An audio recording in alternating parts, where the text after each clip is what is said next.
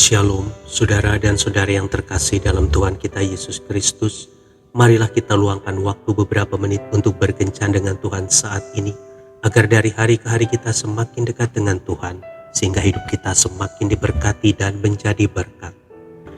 Pembacaan dari Injil Markus bab 10 ayat 50. Lalu ia menanggalkan jubahnya, ia segera berdiri dan pergi mendapatkan Yesus. Demikianlah sabda Tuhan. Terpujilah Kristus. Saudara dan saudari yang terkasih dalam Tuhan kita Yesus Kristus, orang Yahudi biasa memakai baju rangkap.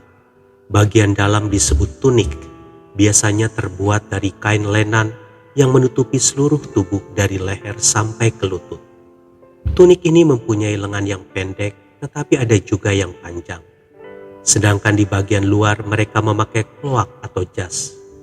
Jas bagian luar ini dibuat dalam ukuran yang lebih longgar dan dilengkapi dengan ikat pinggang ketika memakainya. Karena ketidakleluasaan bergerak jika memakai jas bagian luar ini, maka biasanya mereka menanggalkan jas ini ketika sedang melakukan pekerjaan tertentu. Saudara dan saudari yang terkasih dalam Tuhan kita Yesus Kristus, pada waktu orang memberitahukan kepada Bartimeus bahwa Yesus memanggilnya, maka ia pun menanggalkan jubahnya. Bartimeus dipenuhi dengan sukacita karena ia meyakini bahwa sebentar lagi akan ada perubahan penting dalam dirinya.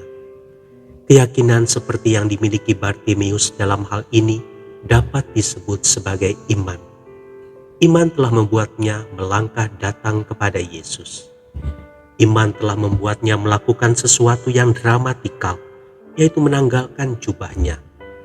Ia sengaja menanggalkan jubah tersebut agar ia lebih leluasa datang menemui Yesus. Meskipun jubah luar pada umumnya merupakan pakaian yang melindungi seseorang dari cuaca yang dingin, namun apalah arti sebuah jubah bagi Bartimeus dibandingkan kesembuhan yang akan diterimanya dari Yesus. Bartimeus rela menanggalkan jubahnya karena ia tahu ada hal yang lebih penting daripada sebuah jubah. Saudara dan saudari yang terkasih dalam Tuhan kita Yesus Kristus, ini merupakan gambaran yang sangat indah bagi seorang berdosa yang memutuskan untuk datang kepada Yesus.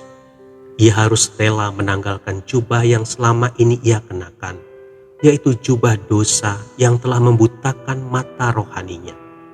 Ia harus bangkit dan segera datang kepada Yesus dengan sukacita dan iman yang sungguh-sungguh, bahwa kuasa Yesus sanggup mengubahkan hidupnya.